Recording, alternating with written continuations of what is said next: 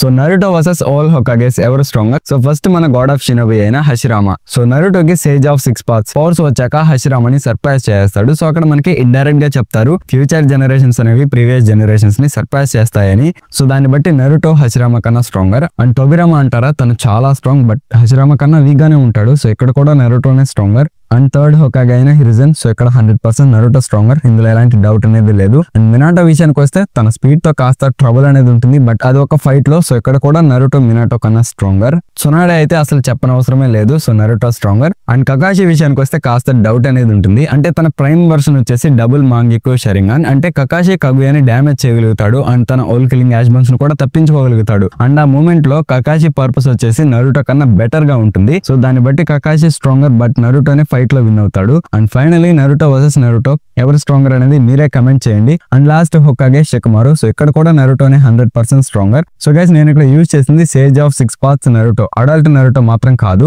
ఒకవేళ adult Naruto అంటే చాలా ఈజీగా ఉండేది. అండ్ అందరూ హోకాగేస్ అన్నాను కదా, సో అక్కడ వచ్చేసి వాళ్ళ ప్రైమ్ వర్షన్స్. సో మీ దగ్గర ఇలాంటి సజెషన్స్ ఉంటే కమెంట్ చేయండి. అండ్ వీడియో నచ్చితే లైక్ షేర్ అండ్ సబ్స్క్రైబ్ చేసుకోండి. అండ్ మిస్టేక్స్ ఉంటే కరెక్ట్ చేయడం మర్చిపోకండి.